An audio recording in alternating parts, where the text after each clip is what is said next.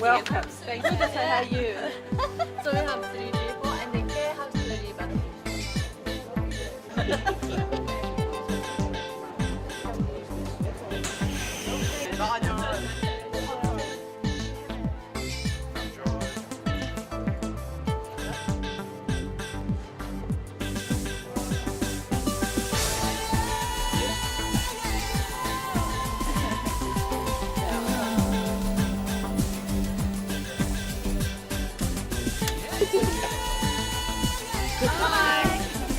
Happy people. Yeah.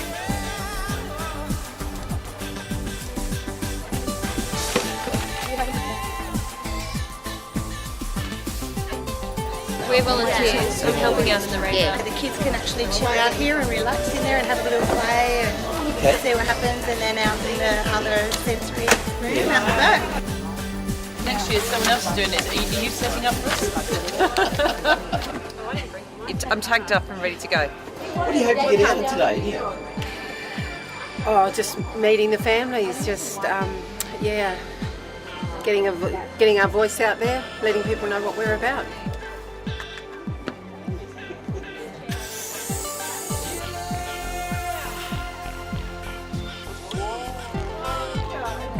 I think we might be under control. Give them away with the camera.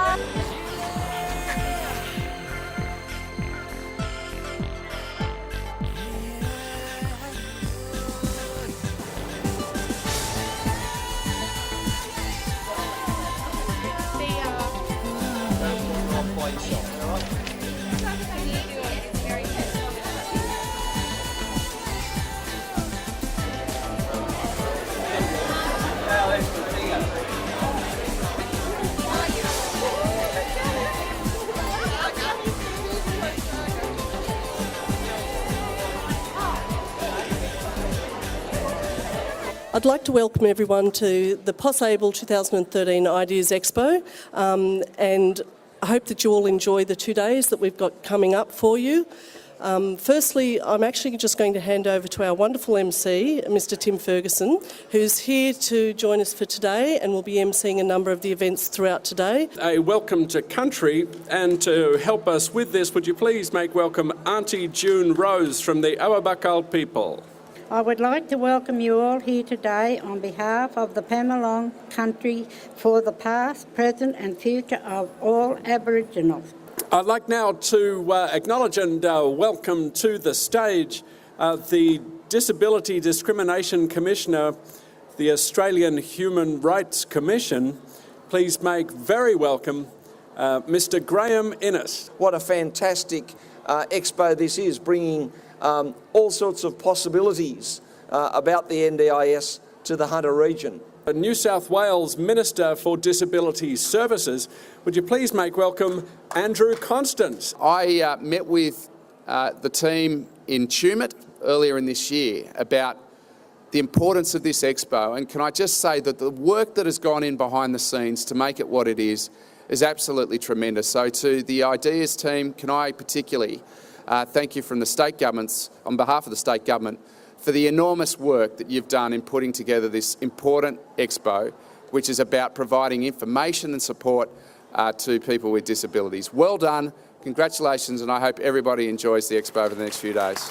But make sure you go and see as many of the exhibits as you can, and there are a variety of events. We'll have sporting events with some of our Olympic gold winners over in the corner, and all sorts of people speaking. We'll even be having, I think, dance classes going on.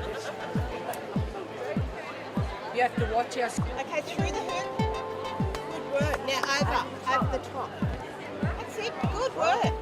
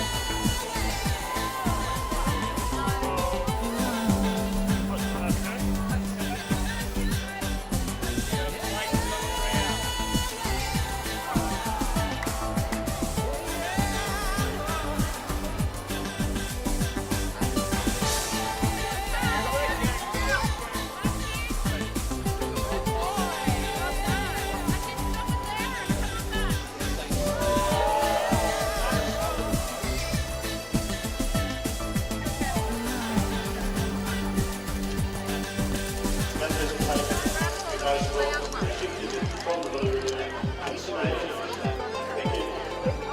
you to volunteer without a dog.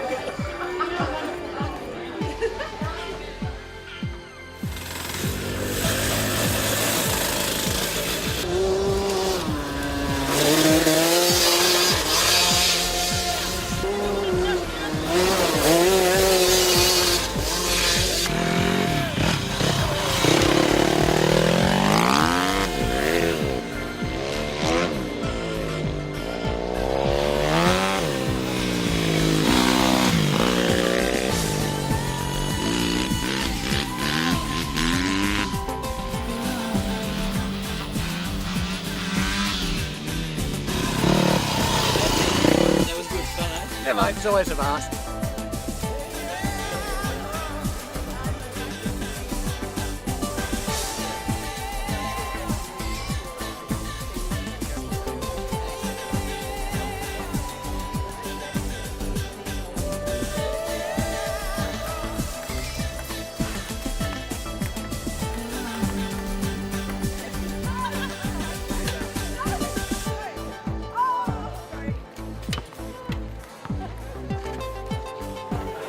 See ya.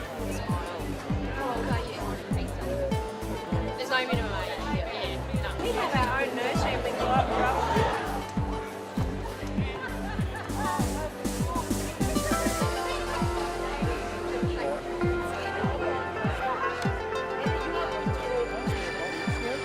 How many do you need?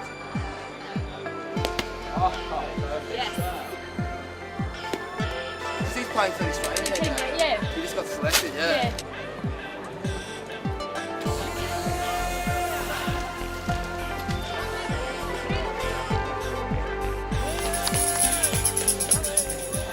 Alright, so basically that's music therapy group work.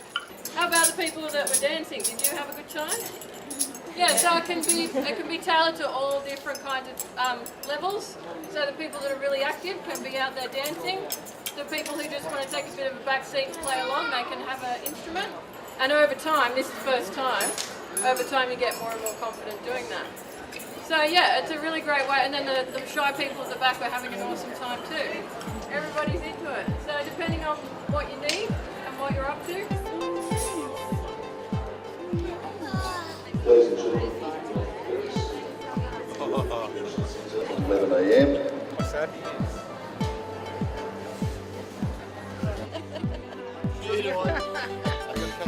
Catch it.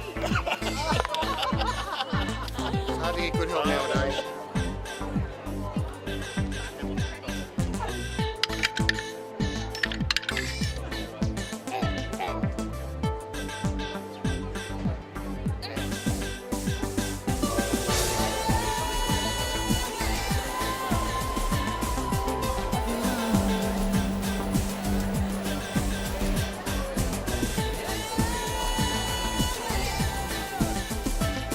Which one? You can do all of them.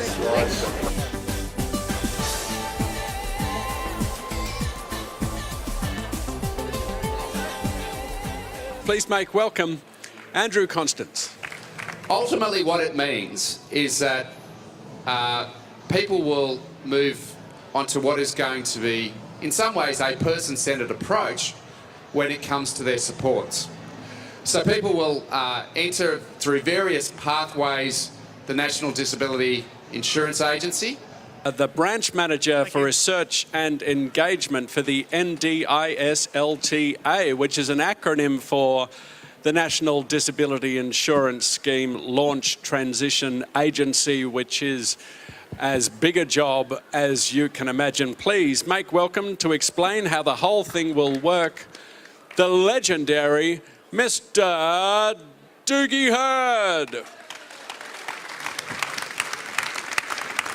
You have to make sure that the good intentions we hope to realise through disability care are kept solid, that we stay responsive, that we always listen to people with disability and their families, that the plan that we build is one that you genuinely control, that you have a responsive agency that will listen to what you need, and having listened to what you need, will help you put it in place. If someone goes swimming once a week, not because they necessarily want to, because it's good for them, that's not leisure.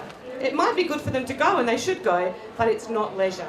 Leisure is when you go to do something for no other reason than it just feels good to do it. Okay? No other reason. I just want to do it because. It is actually an experience, a feeling that you get. There's no definition of what a person with disability is. And the reason for that is that it is meant to apply to all people with disability. And as soon as you start listing certain groups of people, you run the risk of limiting who you include, or you run the risk of excluding other people. So for example, Article 6 is women with disabilities. And that talks about the rights of women with disabilities. Please make welcome the Medical Director and co-founder of the Humour Foundation, Dr. Peter Spitzer. Here he is. All right, on the count of 3. 1, 2, 3.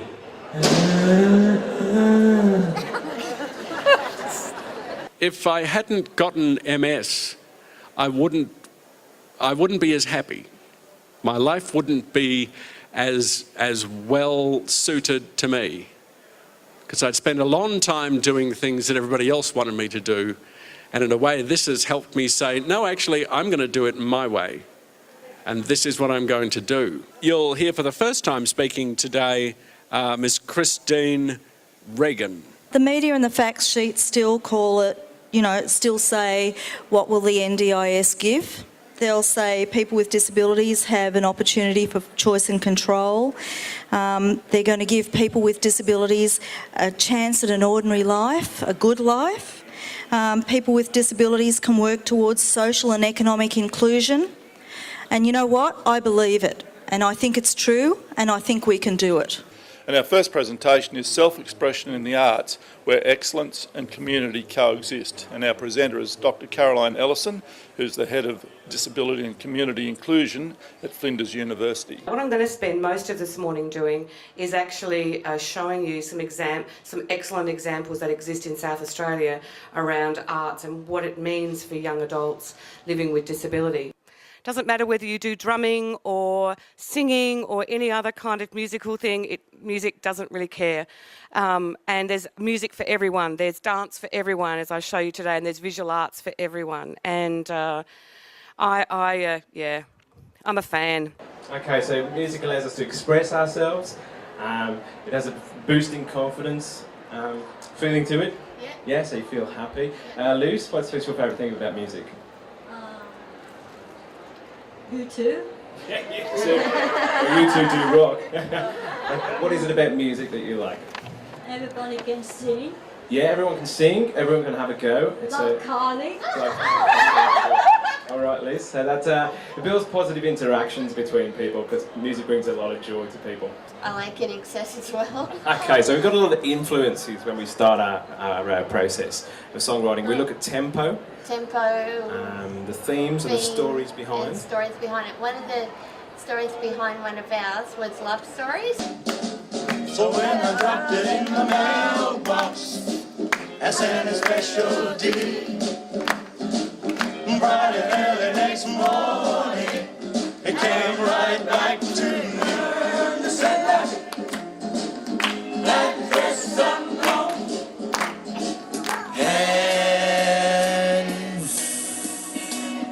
Touching hands,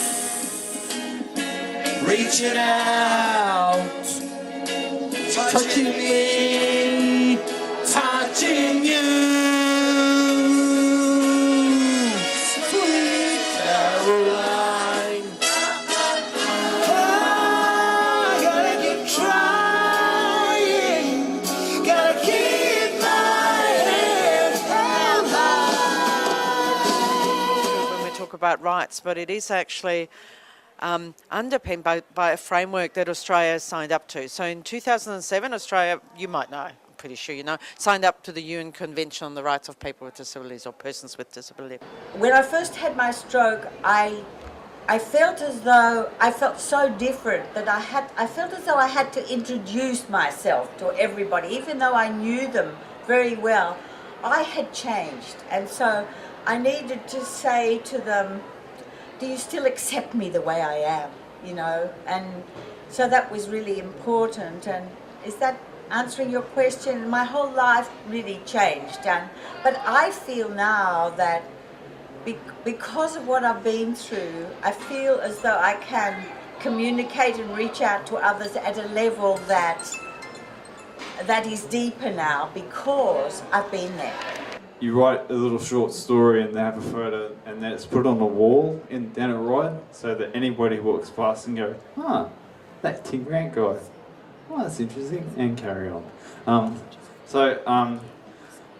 That was I guess that was like quite I didn't expect that, and I just, when I was in rehab I just did what I had to, but it worked because here I am now. James and I are going to take you through the journey of 4 of our clients who have been involved in the Independent Living Support Initiative, or as we refer to it, ILSI, and the Supported Living Fund. In terms of the Supported Living Fund, this is an ADDIC initiative where it works with people that are preparing to or are moving into their own home, and it looks at providing the support that's required to either prepare for that, to do it, and to become independent members of the community.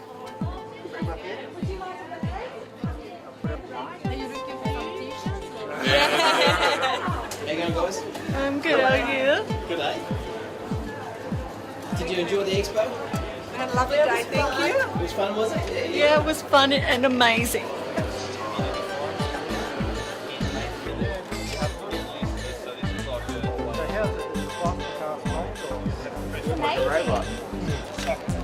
So you haven't had another chair like this, have you? I've never seen another chair like this.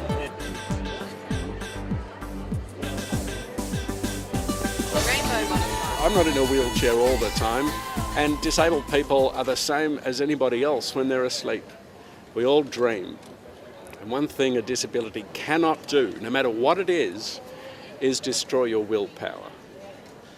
So always remember that if you see someone going through enormous difficulties, that their willpower hasn't gone anywhere, which is why they're out and they're talking to you. I'm keen to see Australians with a disability, such as myself, receive better services, less fragmented services, and I'm also keen that we gain much more control of our services and our lives, because I know that when we do that, we'll make a far more positive and a bigger contribution to the Australian community. I don't think I've ever seen so many people with disabilities in one area altogether, so it's great, and it's given us some ideas to grow our business. It's been awesome. We've had a great response here from the Australian Paralympic Committee running Talent Search. We've had about 15 people through, and we've found one fantastic Paralympian. Royal Rehab provides rehabilitation for people with acquired disability through traumatic injury, brain and spinal cord injury in particular. But we also provide a range of accommodation and support services for people with acquired brain injury in particular. And most of the group here are recreational therapists, so they're professionally trained and incorporate sport and physical activity as a part of the rehabilitation process, because it does so much for not just social well-being and inclusion, but for balance, for coordination, for motor skills. So there's a very, very positive therapeutic aspect to it all. We've had a great expo, lots of nice leads for our company, and hopefully we'll be able to assist and support the industry a lot more in the future. There's a lot more people here, and it's more about what we're about the disability people. I mean, that's what we're all about. We're here to help people with disabilities, and yeah, this is the perfect place. It's been terrific. We've had lots of people here with different disabilities and carers, and the interactions that we've had have all been positive. This has brought everybody together in the Hunter, and there's a lot more services than that I didn't know existed. Everyone, is here to network and share expertise. So it's been a really friendly experience as well. So it's been nice. Yes, and we've been, like I've been to expos up in the New England, and they seem to centre a fair bit on the intellectual disabilities rather than physical disabilities. And here we're getting a lot of people, the whole cross section, which is fantastic. I think the numbers at this expo have been larger than I've seen before, and also just the variety of information that's available, as well as some of the keynote speakers. You know, we've had Graham Innes, the Disability Discrimination Commissioner, here, which was great to see. We've had the head of the new National Disability Insurance Agency here, and so there's sort of a high-profile people being able to provide information directly to the community, which is really important. We have heard some concerns from some of the disability service providers that maybe their organisations need some more help with policy and training in this area, and that's what we're here for, to spread the word that that's the sort of thing that we do. So it's been a very positive experience for us. You thoroughly enjoyed it, really? Oh, I thought it was great. Yeah, it was a really good day. All the services were there. It's been excellent. It's a very well organised and very informative expo.